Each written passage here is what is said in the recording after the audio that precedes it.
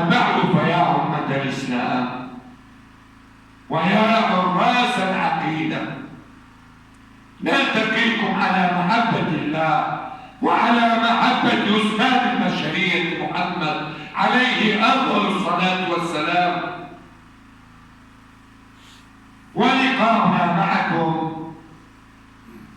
يكون على حب الله وعلى حب أخلاق رسول الله وعلى مائدة القرآن وعلى حب الصحابة والشهداء. أيها الأحبة، أنتم عباد الله،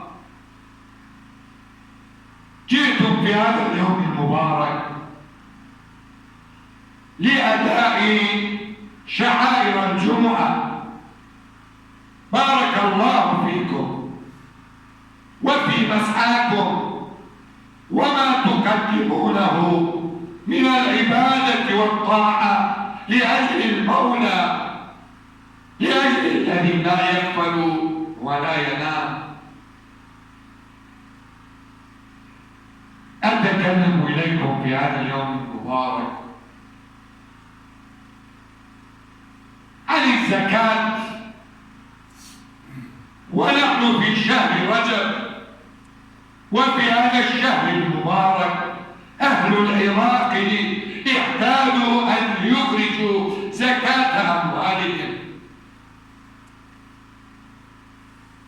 رجب شهر الله، علينا أن نقدم ما بوسعنا في هذا الشهر المبارك لأجل الله.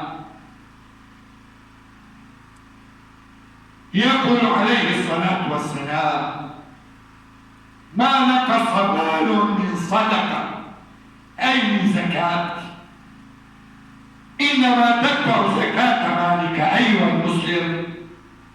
البركة تنزل في عمرك، البركة تنزل في صحتك، في أولادك، في مالك، في سيارتك، في أهل بيتك، لأنك طبقت الركن الثالث من أركان الإسلام، ألا وهو الزكاة. الزكاة ركن من أركان الإسلام، فمن يدفع زكاة ماله يطبق ركنا من أركان الإسلام. البخيل هو عدو الله والزكي هو حبيب الله. لأجل هذا رب العزة عندما فرض علينا الزكاة فيها فائدة عظيمة.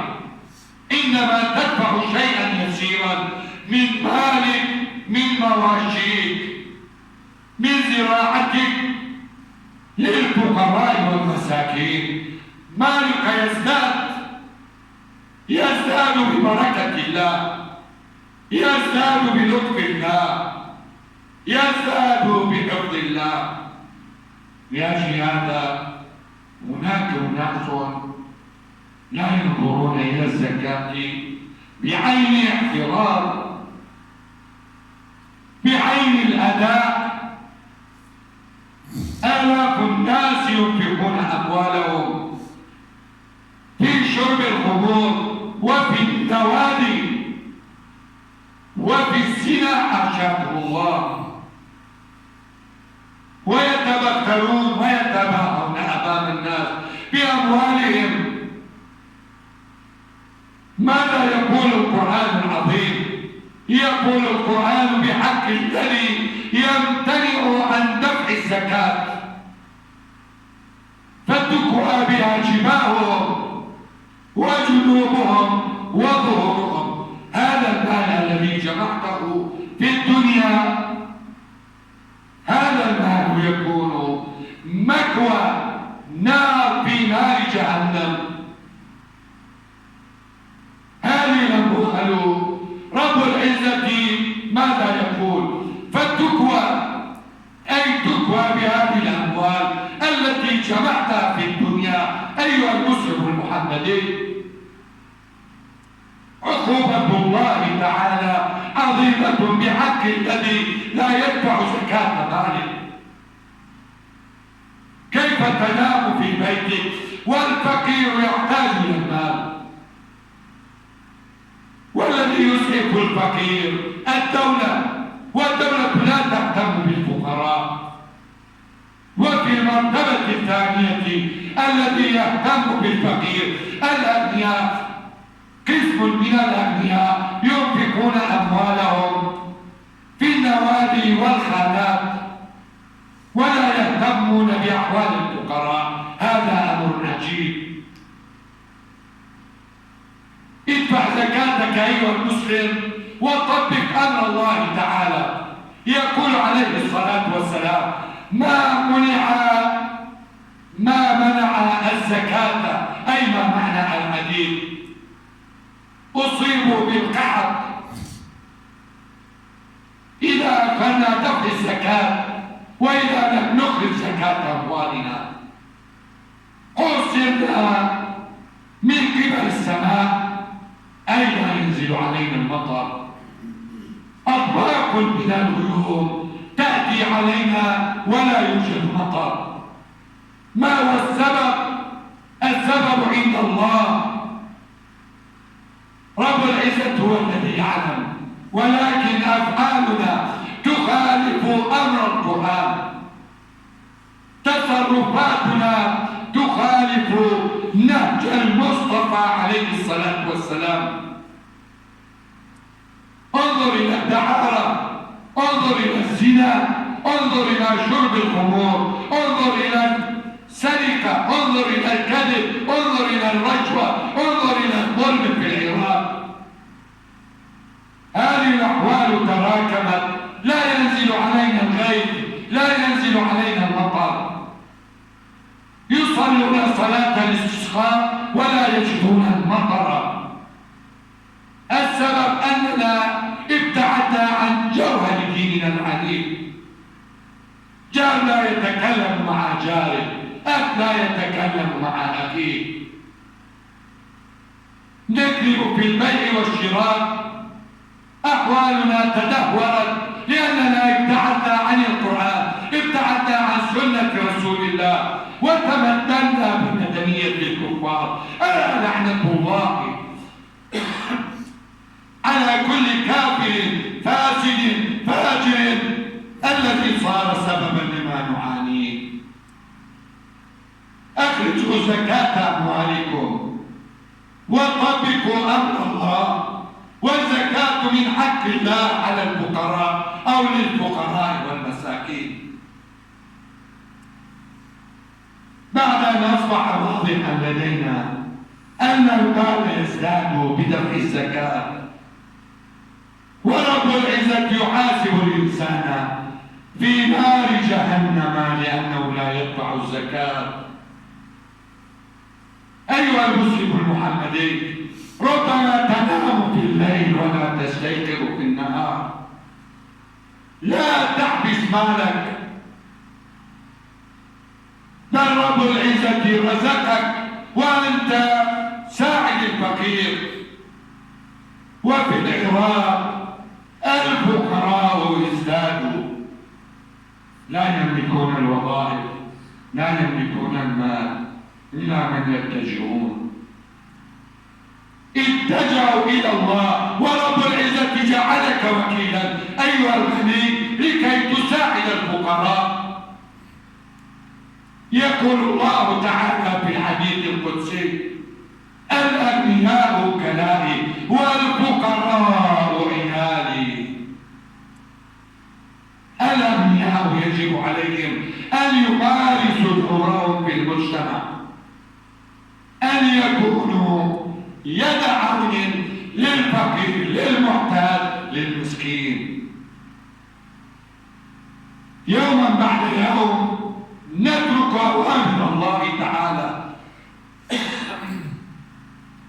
آلاف الناس لا يصلون، آلاف الناس لا يذهبون إلى العمرة، آلاف الناس لا يذهبون إلى الحج.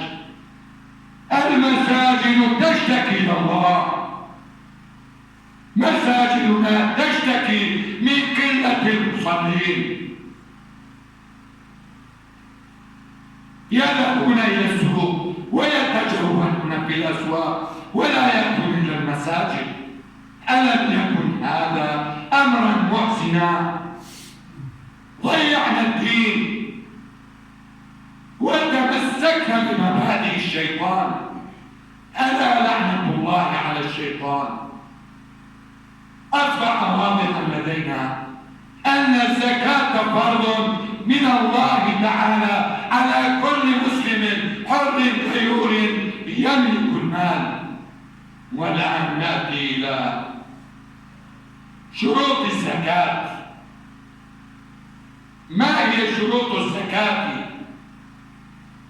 المسلم عندما يدفع زكاة ماله يجب عليه أن يعرف ما هي شروط الزكاة.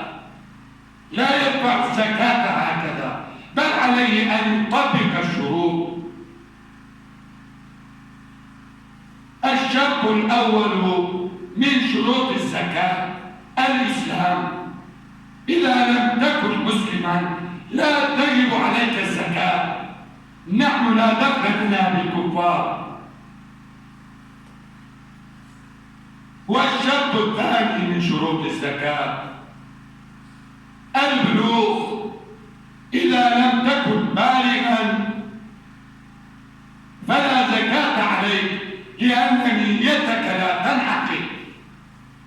والشرط الثالث من شروط الزكاة العقل، أي بمعنى أنت إنسان عاقل. لو كنت مجنونا نيتك لا تنعقد فلا زكاة عليك، لأنك إنسان مجنون.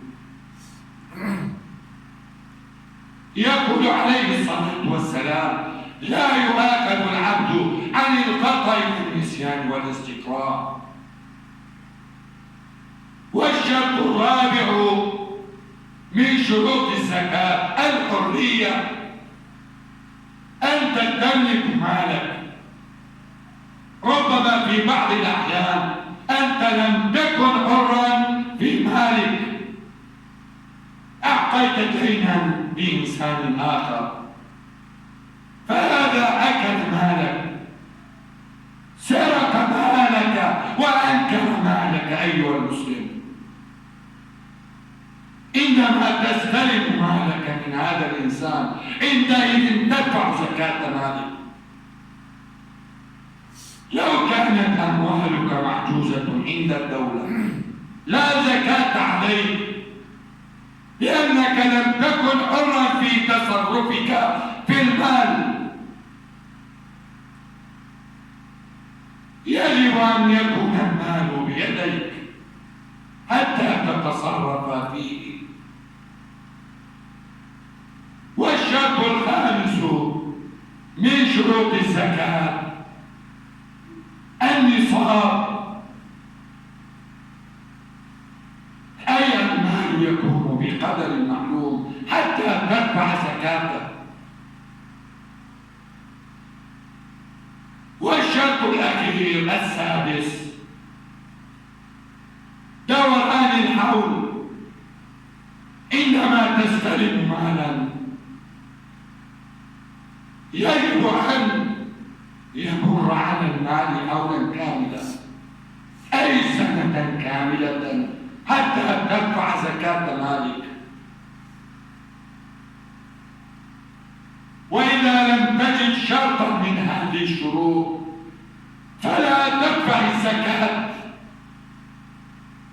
الإسلام يصوننا، الإسلام داعبة اللطف. الذي يملك الزكاة عليه أن يدفع، والذي لا يملك لا حول ولا قوة له. رب العزة عافاه.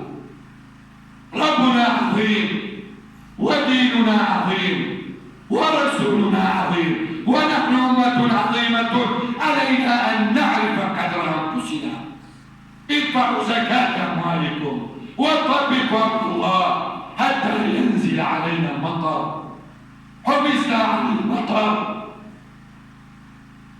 نحن في وسط الشتاء ولا يوجد مطر. هناك أسباب